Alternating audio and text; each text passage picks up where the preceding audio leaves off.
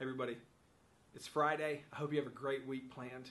I want to take a few moments to respond to a decision made this morning by the Supreme Court as far as the gay marriage ban. I don't know about you, but the past week and a half, it seems like there's been a lot of political hot button issues, from gun control to Confederate flags raising to now gay marriage and its place in our states and in governments and the legality of it.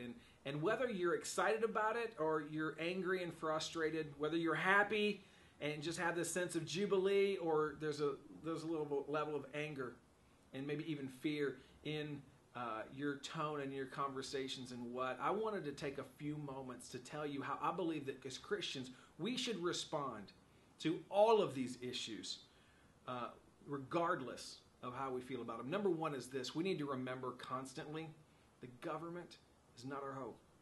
I know it's hard, and if you look at the history, what I see is that the church for years has placed its hope in the government, and so what we've done is try to have laws that control people, or put our faith in the next president, or put our faith in voting something down or voting something up, or whatever that is. And I'm all for being a part of the government and supporting that, and I love our country and I love the way that it is. But at the end of the day, I think it's important for us to remember the government was never intended to be our hope in this life or the next. That as powerful as it is, and it does affect a lot of things, and I think we need to be involved, it really isn't what we place our hope in. That really what we place our hope in is my second point, which is our hope's really in Jesus.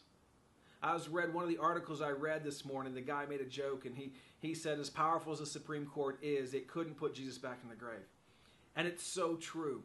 That our hope as Christians is really that Jesus Christ was crucified but raised 3 days later. That he's at the right hand of God. And because that Jesus is God, you are good. And that didn't change. None of that changed today. And so really as Christians, you can be happy or a little bit frustrated or whatever that is, your emotion. It's natural to have emotions in that. But at the end of the day, our hope really needs to remain and stay focused on who Jesus is, not who's in control, not who's in power, not who's got everything sewn up to their side or whatever their political issue is. And so the second thing is to remember that, you know what, our hope is in Jesus, and because Jesus is still God, you're still good. And because you're still good, it's the last thing that I think we need to remember and make sure that we have in our responses, which is love. Jesus over and over again, he says, you know what, we need to love our brothers and sisters. We need to love our neighbor, which was like a next level. And then he took it so extreme in the Gospels. And he says, listen, not only you to love your neighbor, love your enemy. Now, I don't know who your enemy is today, but I'm assuming it's probably the person on the opposite side of your political view. It's the person that didn't vote the way that you wanted them to vote. It's the Supreme Court justice who didn't agree with your kind of thing. And there's a temptation for all of us, I think, to lash out at the opposite side, to mock the opposite side, to laugh if you want, to be angry and write nasty things on blog posts or Facebook, or find a meme that kind of fits how we feel and post that on Twitter or Facebook, and just to express our either happiness and sarcasm or anger and frustration. But I want to encourage you that what marks us as Christians is love. 1 John 4:8 says that if you don't love other people, you don't know God, because God is love. And you can disagree with people. You can have a discussion. You can agree to disagree with people. But at the end of the day, as you walk through this week and as you kind of navigate all of these political issues, I want to encourage you and remind you, you're good.